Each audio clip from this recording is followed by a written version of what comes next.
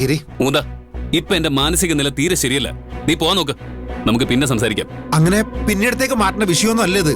എനിക്ക് പറയാനുള്ളത് നീ കേട്ടേ പറ്റൂ. സ്വപ്ന എല്ലാരും പറ്റിക്ക് അവള് പ്രഗ്നന്റ് ഒന്നും ആയിരുന്നില്ല. കുറ്റക്കാരി ആവാതിരിക്കാൻ മഹിമ വെറുതെ പറയുന്ന കള്ളങ്ങളാ ഇതൊക്കെ.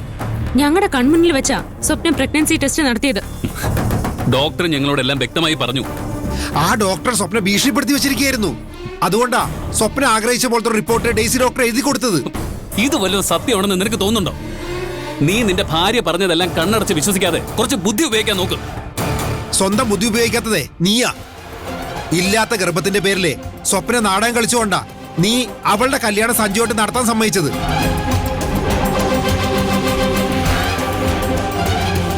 അതുകൊണ്ട് തന്നെയാ സഞ്ജു എല്ലാ സുഖങ്ങളും വേണ്ടാന്ന് വെച്ചിട്ട് സ്വപ്നയുടെ പുറകെ ഇറങ്ങി വന്നതും.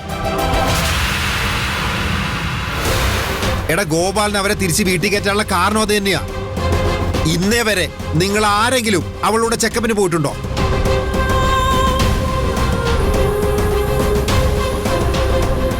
അതാ ഞാൻ പറഞ്ഞത്, അവള് നിങ്ങളെ പറ്റിക്കുക. സ്വപ്നയ്ക്ക് സ്വന്തം കുഞ്ഞിനെ നഷ്ടപ്പെട്ടിട്ടും മഹിമയുടെ പകയടങ്ങിയിട്ടില്ല. സ്വപ്നയെ എല്ലാവരുടെ മുന്നിൽ ഒരു കള്ളിയും കൂടി ആക്കിയാലേ അവക്ക് സമാധാനം കിട്ടുമല്ലേ?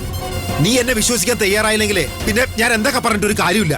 എടാ, ആ സ്വപ്ന ഒരു പെരുകള്ളിയാ, അതാണ് സത്യവും.